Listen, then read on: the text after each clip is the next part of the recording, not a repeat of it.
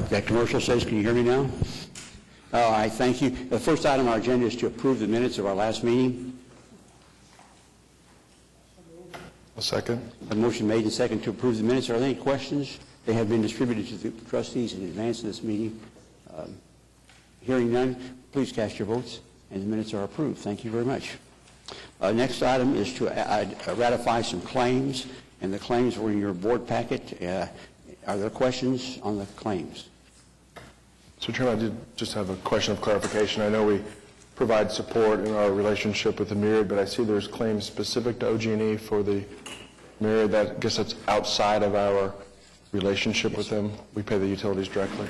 It's a part of the agreement that we have with the Myriad Gardens Foundation that we continue to pay the utilities. Okay. Thank you. And the general fund provides the Economic Development Trust the money to do that. Yeah. It's a flow-through kind of thing. We're big on flow-through. If you look at our budget, you think we have a lot of money to spend, but not really. Is there any other questions on the claims? Just one additional question. The last claim appears to be a duplicate, or just two in the same exact amount? I think they processed 2 months' worth of claims at one time. So. I'll move approval. Thank you.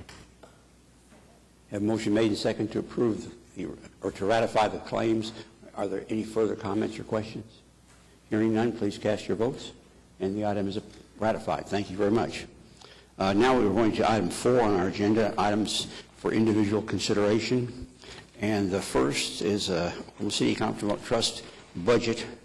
And as I indicated earlier, the budget looks like it's pretty good size. Kathy, any questions or comments about the budget? I don't really have any additional comments. We had a presentation about the budget at our last meeting.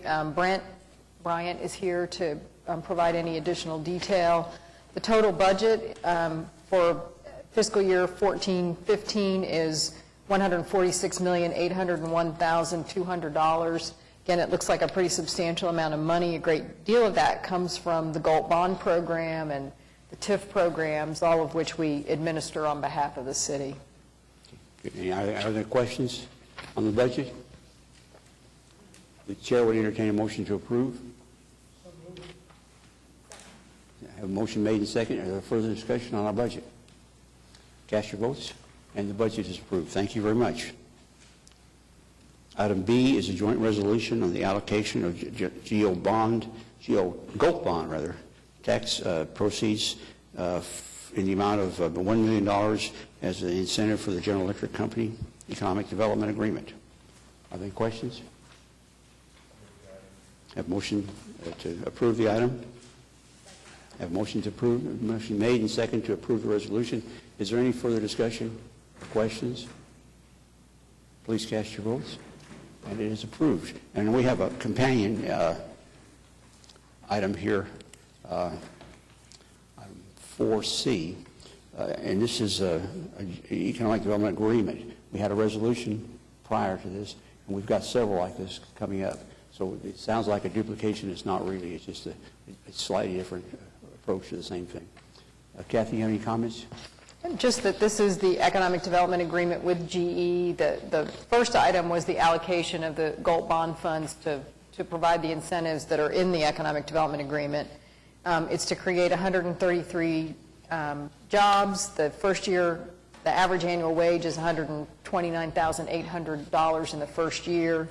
Again, they plan to construct a $53 million 95,000 square foot facility at Northeast 10th and Stiles, and a pretty significant investment and contribution to our community. We have a couple of people here from GE if you have any questions, but I think we've heard a presentation, and I think there's been a lot of media coverage on the development.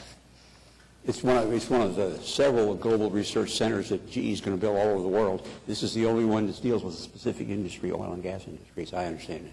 So welcome to Oklahoma City. We appreciate you being here. I think it's excellent that we have it. Glad that the trust can participate with it. Wish we had an agenda item with $129,000 average salary every week for a company like that, but it's exciting for GE to be here, and I'd move the item. Have a motion made and second on the agreement with GEs. Are there any further questions or discussion?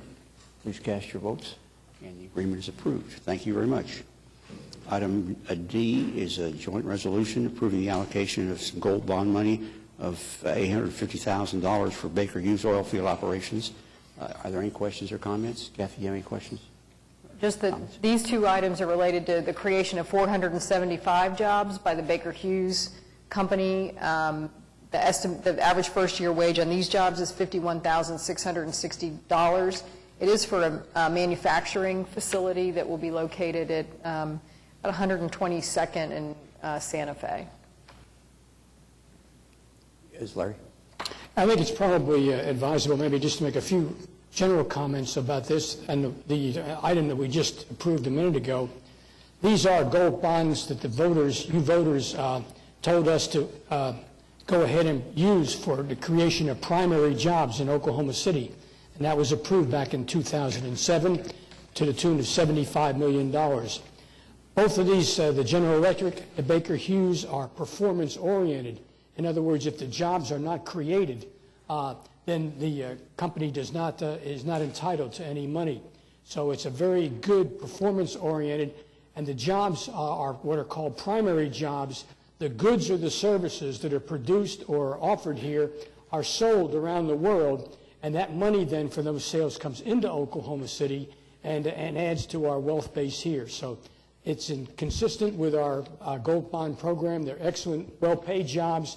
Each contract has a number, does it not, Kathy, of requirements as far as benefits and other provisions, so that we do have control over the company's operations to an extent. And so it's a really great opportunity for our area. Thank you, Mr. Chairman. Thank you for your comments, Larry.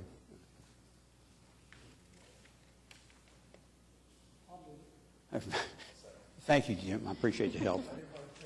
Okay.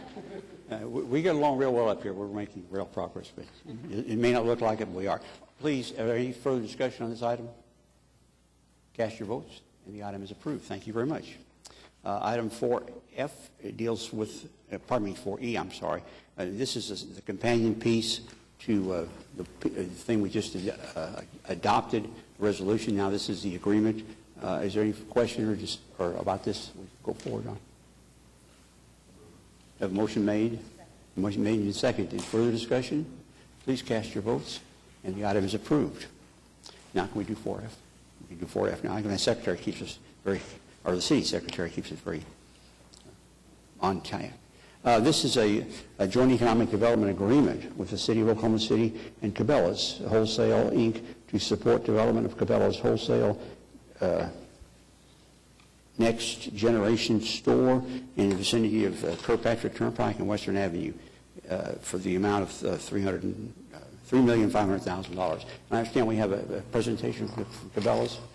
Yes, we have a representative from Cabela's here who would like to make a presentation to the trust this afternoon. First of all, welcome to Oklahoma City. Thank you. It's good to be here. Well, good afternoon. My name is John Castillo. I'm Corporate Affairs Manager for Cabela's, and I do appreciate the opportunity to talk a little bit about the company that I've been blessed to work for the past 18 years. It's in my nature to go camping, hiking, fly fishing with my wife and daughter, fly fishing in Yellowstone in streams that my Uncle Joe introduced me to. I also like to spend time alone in a tree stand bow hunting white-tailed deer. I say this as a way of introduction. As you can see on your screens, our new Cabela's campaign, it's in your nature. It's more than a slogan. It defines who we are, and it gives every one of our outfitters, which is what we call our employees, a chance to define their outdoor passions and define themselves within our company. Please believe me when I tell you that this is more than a place to buy rods and reels, hunting boots, bows and arrows. It is a place of passion. And this slogan resonates with our customers, and they return many times because of it. Next slide, please. So our mission, quite simply, is, next slide, please, as the world's foremost outfitter, we passionately serve people who enjoy the outdoor lifestyle by delivering innovation, quality, and value in our products and services. That is something that we live by on a daily basis, and I could give you example after example of where this came from, but quite simply, it started in 1961 around the Cabela family kitchen table with Dick and Mary Cabela and later their brother Jim when they created this great company. Next slide, please. So who are our customers? Who shops at Cabela's? Well, everyone, frankly. But if I could break it down into 4 distinct personas, you can see on your screens, we've defined them as the Youngs, the Hunts, the Woods, and the Goldens. Let me give you a bit of information about each one of them, and maybe you can then see where they would fit into other retailers in the area. First, the Youngs. The Youngs are avid outdoors people. Their outdoor activities span all areas and all interests. We do see the Youngs having an increased interest in hunting and shooting, and an average interest in camping, fishing, and hiking. They do tend to be younger, less disposable income, but they do skew very high in Cabela's rewards, and that's our Cabela's Visa card. They are avid Cabela's Visa card users, and they use that not only at Cabela's, but at every other retailer that they shop. We also have the Hunts, our next group. They are a core Cabela customer. They, again, span all areas of outdoor participation with increased interests in hiking, fishing, hunting, and camping. The Hunts skew middle to retirement aged, slightly higher incomes to support their lifestyle. They have a deep commitment to Cabela's. These are what I would consider our core customers. They return over and over and over. They also take part in other Cabela channels. They're not just going to shop at the store. They're what we call omni-channel customers. They prefer call center and retail. Those are the 2 channels they use most of all, and they definitely index very high for multi-channel purchases. So then the Woods. The Woods are families who enjoy what I call the softer side of the outdoors. They tend to focus on enjoying nature, hiking, outdoor lifestyle products. They also spend a lot of time fishing, slightly higher incomes, and also they spread their funds across many different outdoor interests. $71,000 is the average household income for the Woods. And finally, we have what we call the Goldens. They're families who enjoy the outdoors in their retirement years. Less strenuous activities, soft goods and fishing, a lot of clothing, a lot of footwear from this group. Very low on the loyalty program because they have many different interests, but they do have a limited spending compared to some of the other groups. They're about $66,000 per year on average.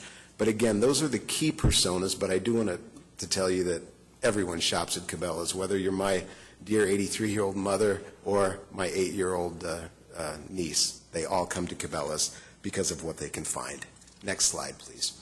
So let's talk a little bit about our customers. Next slide, please.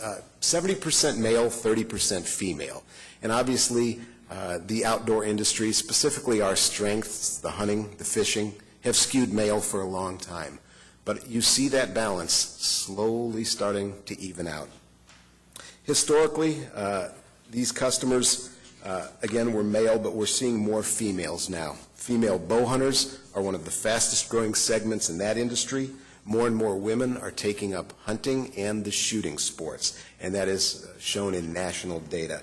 Our women's casual apparel is some of the best in the business, and of course, I never want to forget that one of our co-founders is a woman. Mary Cabela insisted that we cater to women. Our camouflage and women's hunting apparel is inspired by her, and I'm proud to say that it's cut to fit the female form. If there's any ladies that like to hunt or participate in outdoor sports, you no longer have to wear men's big, boxy, ill-fitting camouflage clothing or upland gear. We cater to the female hunter. That has created an immense sense of loyalty among that segment of our customer base, and they continue to flock to the stores in ever-increasing numbers, and we expect to see the same in Oklahoma City. Next slide, please. So here's our model. In the past, we were a single-channel company. 1961, our business started, and I think 36 years ago, when I was 12, I received my first catalog. And if you're like me, that was your first Cabela's purchase. Today, many of our customers are introduced to our company through one channel or another, but what we have done, I'd like to direct your attention over to the far right of the screen. We've created a true omni-channel experience. So you have customers who have the Cabela Visa card, or perhaps they're sitting here in Oklahoma City and they buy something online or through the catalog. We've captured that information. They are now getting information about the retail store opening. We will tell them about seminars, special events, sales, outdoor events, to bring them into the store, to drive that direct customer into the retail channel.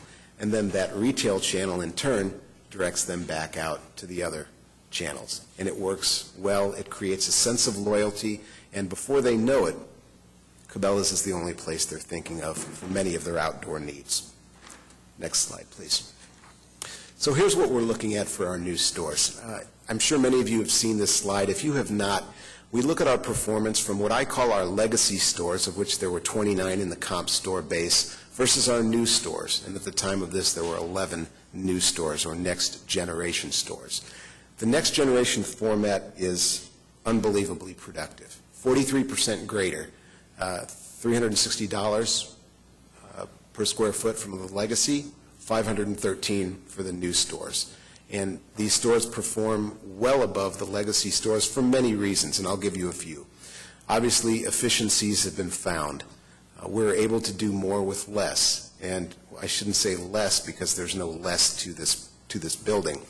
But our back rooms, for instance, our warehouses are no longer big, sprawling, massive warehouses behind the store.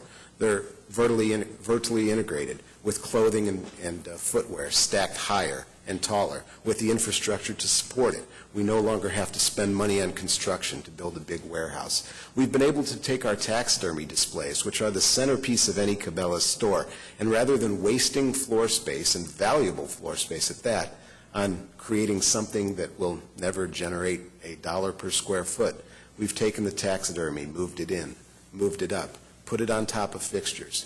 Speaking of fixtures, we've created a fixturing system that on average creates more product per square foot than our legacy stores. And I will tell you that the store that we're proposing in Oklahoma City has as much product, or will have as much product, as a 125,000 square foot store based on those efficiencies. So all in all, we're getting more productive, and we haven't lost a thing with the impact, and I think you'll like what you see.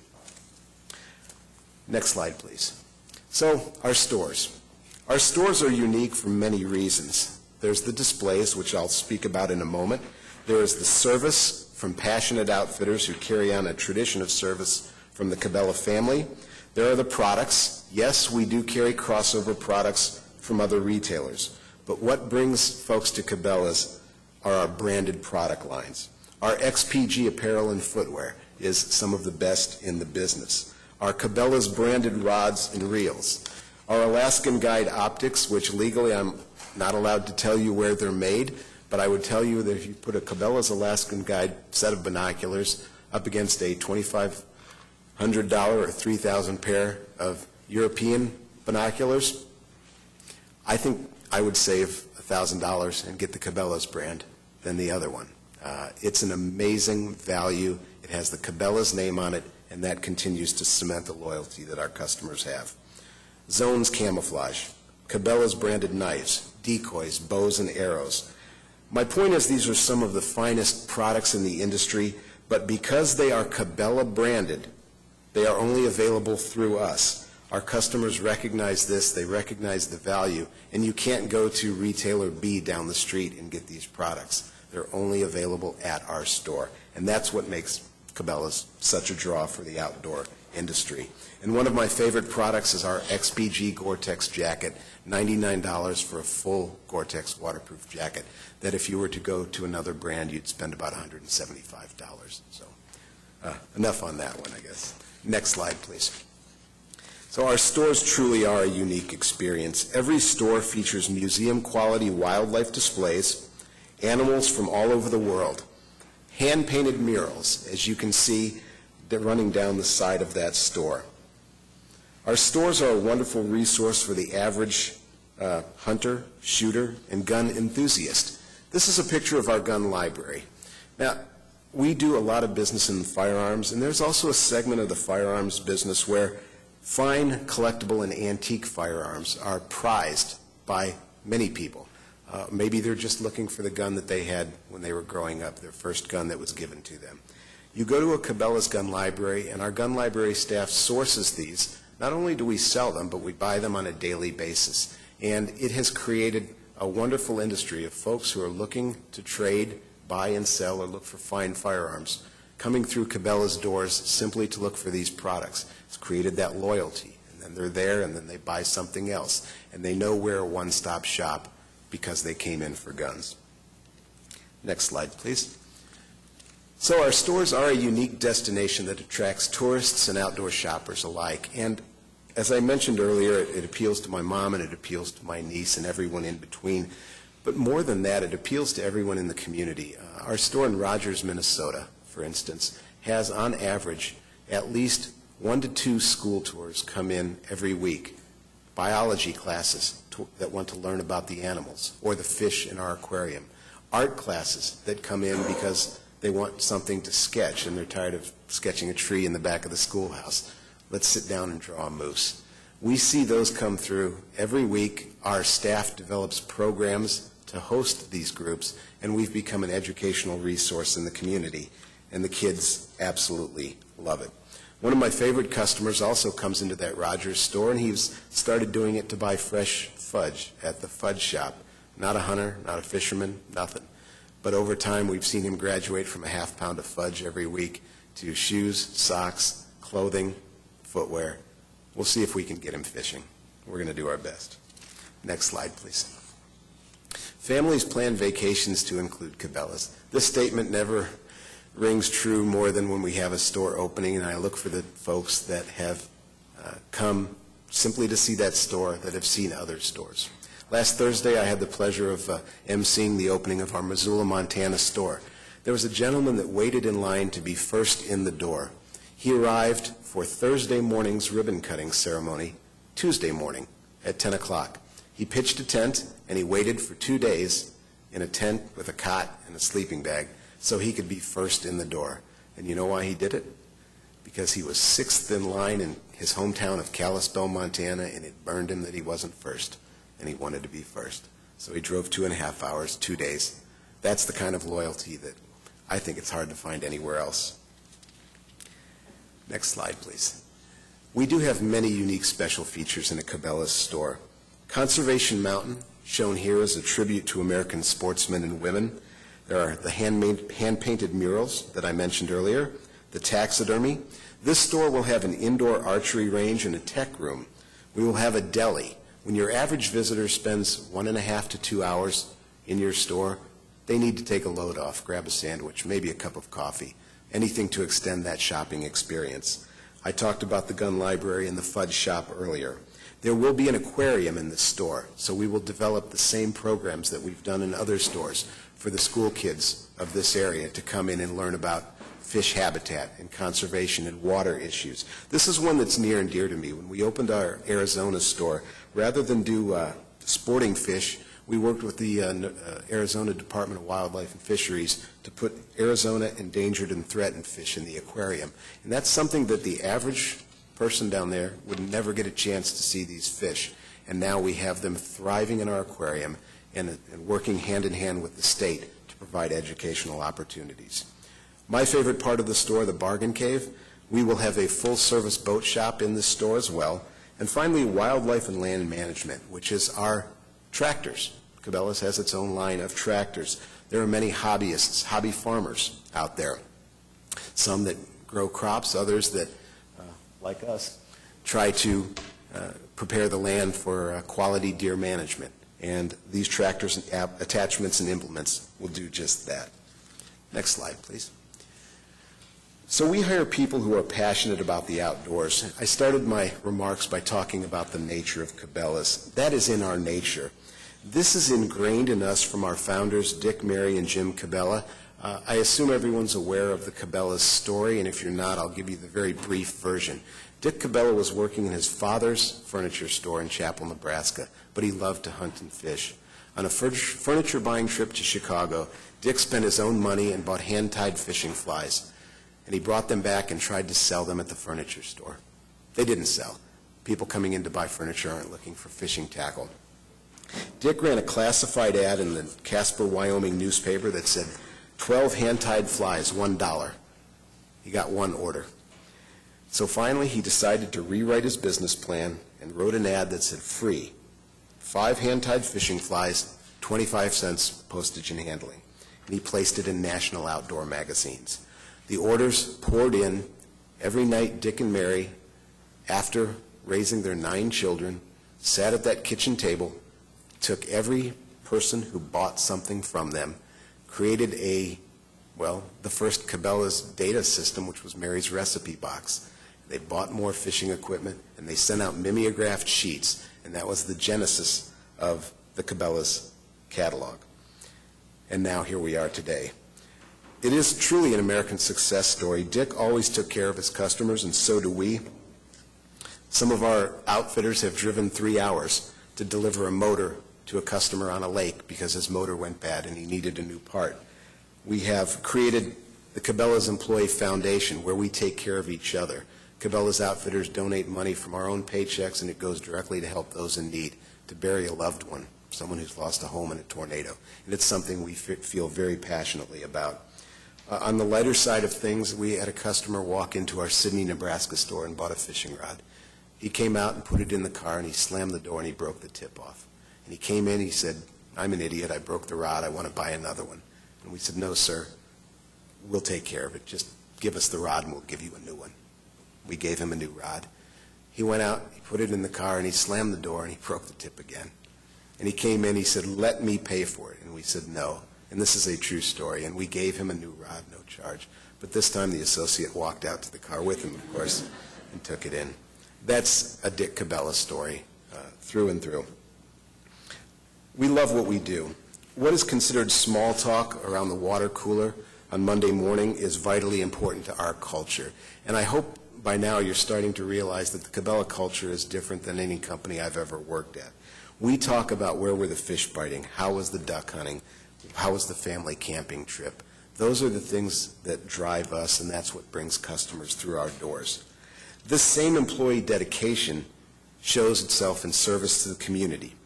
Every store, and Oklahoma City will be no exception, has a local marketing manager. That manager will work to put on the educational programming that I spoke about. We will give seminars. We will bring children in, sponsor kids fishing tournaments, and local charities, and of course donate to local charities as well. Every store does a major service project every year. We raise money and donate to schools, park departments, food shelves. Everybody wins, but we always pick one store and say, wow, that was really special. The past year it was our store in Wisconsin that took an old, broken down riverfront park and refurbished it with hiking trails, with new trees, with refurbishment of structures for the public to use, and built a new boat launch. And the community will enjoy it for years to come, and that was 1 year's effort from the folks in Prairie du Chien, Wisconsin. I think the point I'm trying to make is Cabela's is more than another retailer in your community. We're part of your community, and we're part of your community with a passion for the outdoors. I was in Owatonna, Minnesota about 3 weeks ago. That store opened 16 years ago, and there are still 45 employees at that store. And I challenge you to name any major retailer and go back 16 years and find out how many employees are still left from that opening day. And to me, more than anything, that speaks to the love we have for the company, and that's what we hope to bring to Oklahoma City. Next slide, please. So there's the map. You've all seen it, and there's a great big hole in Oklahoma. And I think I'll just leave this slide by saying that's the hole that we hope to fill, and we're looking forward to filling. Next slide, please. This one I think we put in more for my benefit, but when you look around at all the supplementary retail, I think what you get is a Cabela store that is an enhancement to this entire area. I see plenty of food. I see a mall. I see what is, pardon the term, but the sock and jock retailer. So if you need soccer balls and baseball bats, you go across the highway there. If you need the outdoor stuff, you come to Cabela's. There's clothing, there's home improvement, there's food. Cabela's fits nicely in this picture. Next slide, please. Build it and they will come. This is one of my favorite slides in the really in the entire deck. If you look at the crowd that lines up in front of our stores, on average we see 2,500 is the smallest we've seen this year. Anchorage, Alaska, we had probably close to 5,500 people waiting in line from the night before to opening day just to get in the store. That's the kind of loyalty that our customers show to Cabela's. This past Thursday, I mentioned we opened Missoula, Montana, and I think you'll like what you see when we open Oklahoma City. That gentleman in Missoula, by the way, him and thousands of others that visit Cabela's store do it because they understand us. They have purchased from Cabela's for many years, and there's a sense of loyalty that doesn't exist anywhere else. It's a tribute to Dick, Mary, and Jim Cabela, and we feel it so strongly. I'm very sad to say that we lost Dick 2 months ago after some ill health for a few years. We mourn his loss. We miss him terribly. But Jim Cabela is in our office every day. He reads every customer card that comes into the company. He inspires us every day to continue being part of our communities and do what is right for the customer. There's a reason that our corporate headquarters of a $5 billion plus company is still located in Sidney, Nebraska, population 6,000, because it grounds us and it makes us realize who we are, that this is where it started. And small town values don't go away when you have 57 stores and 20,000 employees and $5 billion in revenue. It doesn't go away. In closing, I would like to say when you get a Cabela's store, you're not getting a place to just buy fish hooks and hunting boots, as I said earlier. You are getting a legacy of service, a wonderful family, and love that they have created for the past 53 years. And that's why I've been here for 18 years, and hopefully 18 more. Thank you for your time. I'm happy to answer any questions you may have. Are there any questions? Thank you for your presentation, and welcome again to Oklahoma City. Thank I'm you even very more much. impressed than I was before. So Thank you. very good. Thank you very much. Thank you very much. Mr. Chairman, I do have a few questions, but maybe more for our trust than for Mr. Costello, so thank you for your presentation. I was appreciative of Councilman McAtee's comments about the Gold Bond program and how effective it is and how it works. And I wonder if we might benefit from something similar, since this is slightly different as it relates to retail sales incentive and that game, so to speak. We've done it a few times, but if you could maybe elaborate on that. And then I do have a few questions about the terms. Okay. Well, in general, we haven't done very many retail incentive deals. We've done 4, this will be our 4th one to date. 2 of those are active at this time. The Bass Pro Shops and the Outlet Mall are both completed and underway and producing sales taxes. The next one that we did was the Von Maur transaction at Quail Springs Mall. That renovation to the mall is underway, and they plan to open later this year. So we will begin to receive sales tax revenues after the store is reopened. This will be the 4th deal that we've done. In all of the ones that we've done, the Outlet Mall in particular, the Outlet Mall, Von Maur, and this one, they are all performance-based incentive packages where the incentive is not received by the company or the developer until after the sales tax revenues are generated. In the case of this agreement, they will receive an incentive on the 1 year, 60 days after the 1-year anniversary of the opening of the store. They can apply for it. And the incentive is based on 1.2% of their annual sales. It has a 10-year term. But if they reach that $3.5 million threshold more quickly than 10 years, that's it. $3.5 million is all they will receive. So that, in that way, this one is also performance-based. We will be using data from the Oklahoma Tax Commission to verify their taxable sales. And in that way, we believe we have a third party providing us with data that has been verified by their staff. Just a little bit of background on this and how it fits our retail incentive policy. Again, remember the trust and the city council have adopted a retail incentive policy that focuses our retail incentive efforts on regional destination retail. And so in that case, it needs to serve a trade area greater than the city limits of Oklahoma City. This one in particular serves a trade area of about 120 miles. And again, is a regional destination retailer. So Quail Springs Mall is a regional mall. The Outlet Mall obviously is a regional retail destination being the only being the only outlet mall in the state of Oklahoma. The policy also allows for retail incentives to underserved markets. And so, in the future, we may be looking at some incentive packages that help serve some of the underserved markets in Oklahoma City, in particular areas that might have food deserts and other retail issues. But in this case, Cabela's fits the policy parameters for new-to-market regional retailer providing a product that can't be purchased in the city limits at this time. The other thing to keep in mind about Cabela's is that once they establish a location within the state of Oklahoma, we will also be able to receive sales taxes from their internet sales and catalog sales. And we know they have a significant following and loyalty that use the internet and their catalog frequently. So those are just some of the background pieces of the retail that we've done in the past, and this one in particular. Kathy, how about for our viewers and our audience out there? We're going to incentivize 1.2%, but that's only a portion of the sales tax.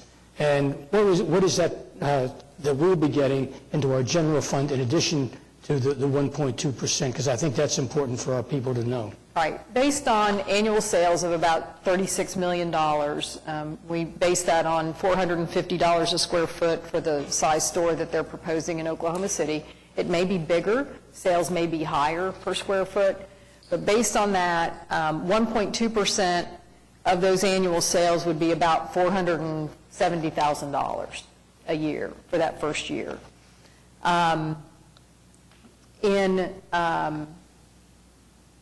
Where was I going with this? I just lost my train of thought. So the total sales tax generated by the store is actually about $700,000 or more for the general fund. And then we have other dedicated sales tax funds that would also receive a portion of those sales tax revenues, and I think those are outlined in the memo that was in your packet. The MAPS 3 sales tax would receive about $360,000, the public safety sales tax $270,000, and about $45,000 in the zoo sales tax. So all of the sales tax revenues are obviously much greater than the amount of incentive that we would be providing. Just a few questions. Thank you. That was very helpful for me. Mr. Chairman, just a couple of questions, and I guess building off of what Kathy shared, I saw from the presentation that legacy stores were at $360 a square foot and the new generation was at $513, I recall. We've settled on $450. Is that to play it safe between the experiences, or is it that we're not getting the typical new next-gen store? No, those were 2013 numbers, and I don't know if you follow the industry, but last year was, trying to think of the right way to say this, historically, unbelievably crazy firearms and ammunition sales year. And if you look at any of the data, federal background checks, NICS checks, they were so far above any baseline that it was unbelievably high. So you have to look at our, for instance, comp sales for the first quarter of this year of our retail are, I think, double digits down. Okay. And that's all firearms. So that's why that model, that number up there is not applicable to the project that we're talking about. Okay, that's helpful. Thank you. And then to Larry's point about the 1.2, is that a normal basis that we would look at, and we've done that in other experiences as well? We typically look at each one of these deals individually and try to come up with a formula and a way to apply it that fits with the retailer's requirements or what their expectations are to some degree, but also that meets our requirements for validating data and getting the kind of the level of incentives that we think is appropriate. The deal for Von Maur, I think, was about 1% of sales, but it was, the formula is a little bit different, and I can't remember the exact details right now, but it's similar. It has a slightly longer time period when we believe that they'll reach the maximum level of incentives in that case. Okay. The outlet mall was, again, a percentage of their sales as well. Okay. A couple of additional questions. The internet sales tax collections that you described, obviously, for a store with this much online presence could be significant, but do we have an idea on what that amount might be once there's an Oklahoma store open of what the city's not currently realizing? We estimated it really at probably just about $50,000 a year to the general fund. It's really difficult to estimate, though. We didn't have a lot of really good data that we could use to make that estimate. Do I understand then that if Cabela's has a retail storefront here and someone orders from Broken Bow, that they then have to remit that also to Broken Bow because they're located here in the state, or is it just Oklahoma City sales purchases? I think they have to remit it to Broken Bow. Right. And then the $10 million in capital expenditures that we anticipate, does any of our financial analysis rely on that positive sales tax benefit from that type of expenditure? No, we tie it all to the retail sales. We do look at the investment they're making in the community. We think that's important, but really the incentives are tied to the annual amount of retail sales generated by the store. The other thing I'll mention, just so you all know, is that we know that these stores sell boats. Boats are not subject to sales tax, so we never include any of that in any of our calculations. Okay, that's helpful. A couple other questions, and then I promise I'll allow others. The site plan appears to have some infrastructure issues necessary for it. Is on the more expense side question, I guess. Does the city anticipate having to spend money from other sources of funding to make that site work, or is that something we'd ask of the developer as well? Some of it will be provided by the developer, and some of it the city may take a look at providing, but the developer has created an assessment district for this development, so they will be providing a great deal of the infrastructure. Okay. Just want to comment that the traffic issues are one the city will be involved in, because that intersection out there at Pennsylvania and the Kilpatrick Turnpike is a big traffic issue. And so we'd like to try to get ahead of that on this particular project. Should that traffic issue become prohibitive for you, Pat, in Ward 8, in the spirit of collegiality, the councilman from Ward 3, myself, will offer another site at I-40 in MacArthur, so you can you rest assured we'll take care of the traffic, all right? We appreciate that, Larry. If you'd like to make that offer. I'm not intending to start a bidding war. I think you just did, Jim. So. Right. Well, but to that point, and I appreciate hearing that because I'm not intimately familiar with exactly the plan, but looking at this visual, I think that exit off the turnpike is really pretty tight for that intersection as is, and the notion that people might try to cross it to get to a destination like this could almost be like that Belle Isle nightmare over by Penn Square Mall and the I-44 interchange. So nightmare is my word, not the city's official position on that interchange. But so all right, well, that's important to know. And I guess, Mr. Casella, question, 20,000 employees, that's impressive. Can you share with us the average wage of what you might anticipate that to be here in Oklahoma City? You know, I don't have that data readily available, but I will talk with our Human Resources Department and be happy to get that for you. That'd be great. Just curious, try to understand the financial picture in general. So. Yeah, and that covers several different areas. Obviously, the distribution channel, which is growing and expanding, the retail, and, of course, the corporate headquarters. So there's many different moving parts. Great, thank you. You bet. And then I guess just in closing, a word of appreciation for Cabela's looking at Oklahoma, and Oklahoma City in particular. I've had the occasion to shop at your locations in Kansas City and in North Texas, and I recognize that they are unique and a destination retail for sure that I think qualifies under our program.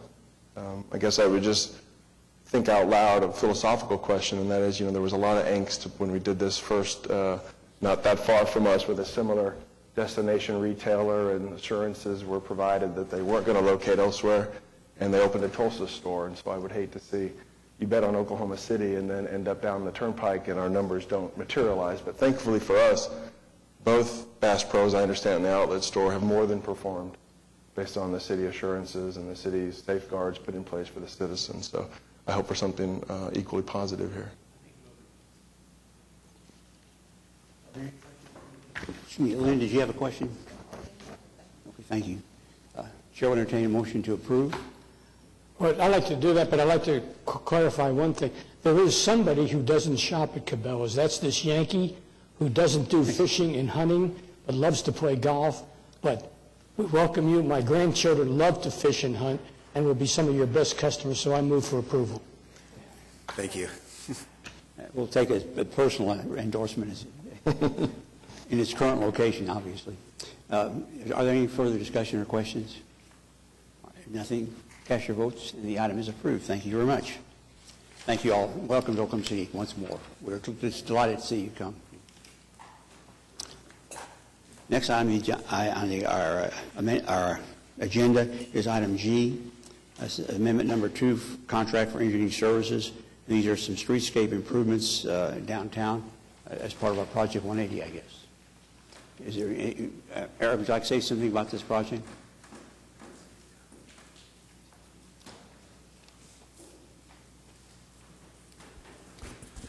Thank you, Mr. Chairman. The amendment that you have before you today is related to Project 180, package number 7. There were 2 additional intersections that we were looking at and having the design to include, so this amendment would cover 2 additional intersection designs. It also incorporates some of the additional phasing that we've incorporated with packages 6A and 6B. So package 7 has not yet been bid to the point where we're ready to award that, but the work that has been done does have an extra cost and added scope of work, and so we're recommending your approval today. Are there any questions? Excuse me, we have a motion to approve. Do we have a second? Have a motion made and seconded. Further discussion? All those in favor, please cast your votes. And the item is approved. Thank you very much. The next item, don't go away, Eric, is amendment number 4 to contract for landscape architectural services for downtown streetscape. Thank you, Mr. Chairman. Again, this is the consultant that's being recommended for the amendment number 4 is Howard Site Design. I think that you'll recognize them as doing previous work on Project 180. They were the landscape architect that worked with each of the individual packages 1 through 7. This amendment, though, is specifically for one project. It's the pedestrian plaza project. You might recognize it as the walkway that's between Robinson and Park. It's the Raven Park area, and so it was one of the original projects that was included in 180. We're now to the point where we're ready to design that park, and so this is an amendment to that existing contract to incorporate fee for that design. We then bring back the preliminary report and the final plans as we have in previous projects, presenting that back to you for approval. So with that, I can answer any questions. Are there any questions? Have a motion made to approve. Do I have a second? Have a motion made and second. And is there further discussion? If not, please cast your votes. And the item is approved. Thank you very much. Item I is ratifying and approving addendum number 1 and 2, awarding a unit price joint contract with the City of Oklahoma City to Action Safety Supply Company. Eric, you want to say some words about this one? Be happy to. This final item is also in regard to Project 180. I think, as many of you are familiar, we've had some difficulty with the compatibility of some of the striping that was installed on some of the early packages and its adherence to our concrete services in downtown. I've received a number of questions on this, and what we're asking for today is an authorization to change the material, change the type of paint from a thermoplastic, which is widely used in Oklahoma City on many of our asphalt streets, to a multi-polymer paint, one that we found to perform much better on concrete surfaces. We visited with our other municipalities, Norman and Edmond, and also the State Department of Transportation, who are also making similar changes in their paint products for concrete streets, and so this would be in alignment with that. But we are asking for your approval today for this amount to move this forward so that we can replace that striping as soon as possible. Are there any questions? Eric, have a motion made and second. Any further discussion? If not, please cast your votes. And the item is approved. Thank you very much. Item G, I guess J is next. It's a joint resolution of Oklahoma City accepting 4 deeds of declaration of covenants and accepting the corresponding subordination agreements required under the Midtown HC number 2 Mixed Use Economic Development Agreement dated July 3rd, 2012. Does anybody understand this? They could explain it to you? Yes, sir. As part of our economic development agreements for TIF District number 2 with the Midtown group, one of the requirements for them to receive the actual incentive payment is they have to get a covenant signed and we'll get it filed. They'll guarantee to pay a minimum tax. And additionally, we require them to have their banks provide the subordination agreement saying that in the case, if there was a default, that they would make the property tax payments first before they worried about getting their debt paid off. So this is a requirement to receive the incentive payment, which I anticipate upon your approval of this, then we'll start that process in the next 30 days and get them, because they've met all the other requirements of the agreement. Are there questions? Motion made and seconded. Further discussion? Please cast your votes, and the item is approved. Thank you very much. Item K is a resolution having to do with some additional bonds, gold bonds. Are there questions or comments about this? A motion made and seconded. Are there additional questions or discussion? If not, please cast your votes, and the item is approved. Thank you very much. Okay, item L is a resolution approving the extension and modification of Oklahoma City Public Property Authority Bond Anticipation Note 2006 note as transferred and assigned to the Oklahoma City Economic Development Trust relating to improvements for the Dell Business Service Center. Are there questions or comments? A motion made and second to approve. Further discussion? Please cast your votes, and the item is approved. Thank you very much. Item M is that right? Okay. Item M is a joint resolution of the City of Oklahoma City renewing agreements. Excuse me, I skipped the next page.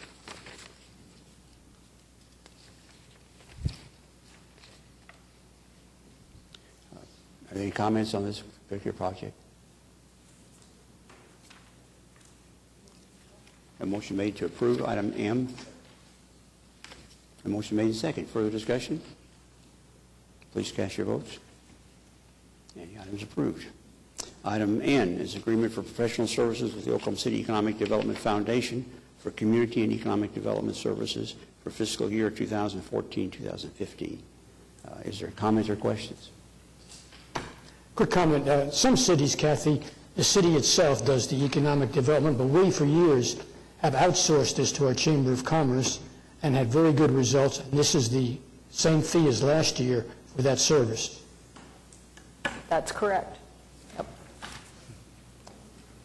And I will say, a lot of other cities come here and ask us, how do we do it so well? And I think our public-private partnership model is something that other places try to replicate. Larry, I take that as a motion to approve. So you have to really work to get some of these motions out here. Is there further question or discussion? Please cast your motion is approved. Item O is addendum number 6, amending and reviewing the lease and management agreement between the City of Oklahoma City, the Oklahoma City Economic Development Trust, and the Myriad Gardens Foundation for professional management and operations of the Myriad Botanical Gardens. Are there questions? Have motion made and seconded. Further discussion? Please cast your vote. Item Item Q. P. Amendment number 7, amending the lease and management agreement between the City of Oklahoma City, the Oklahoma City Economic Development Trust, and the Myriad Gardens Foundation for professional management and operations of the Myriad Botanical Gardens by providing an additional funding for needed capital improvements related to the operation of the maintenance of the gardens in an amount not to exceed $650,000. Are there any comments or questions? That motion made and second. Further discussion? Please cast your votes. The item is approved. Now can we do Q? Amendment number 3, amending and renewing the agreement for professional economic development services with the Alliance for Economic Development of Oklahoma City, Inc. and the City of Oklahoma City, July 1st, 2014 through June 30th, 2015. Are there questions or comments? Kathy, do you want to say anything about this? No, just that this contract is at the same level as the current fiscal year, and we look forward to working together with everybody in the coming year. You've been very helpful. Your organization has. So we appreciate what you've done. Thank you. A motion made to approve it? You need a second? Okay, motion made and second. All those in favor, cast your votes. And the item is approved. Thank you very much. Are there any comments from the staff? Comments from the trustees? Just a word of thanks to Kathy and Brent and the trust staff for all the financial analysis that you do, particularly on items like B, D, and F. It's very helpful to get the information in the packet with the explanation, and I'm thankful for it, particularly when there are certain occasions where I have a chance to pick up on an issue that might be coming our way from the press, and it's nice to know that the fact is coming, the facts and numbers are coming from you all, and I just have a lot of faith in the work that you do, and just wanted to say thank you.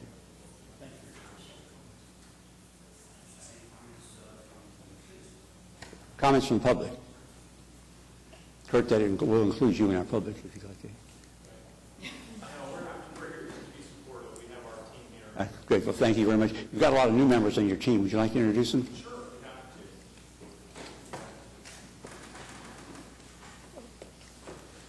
I don't want to put any pressure on you, but the air conditioning will go off in 5 minutes. So.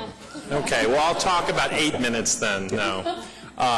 We have several new faces. Because of the success of our area economy, some of our great employers have hired away some of our staff. So we have several new staff. But you met Tammy last time, Tammy Fate, who's our new retail person. She's here again.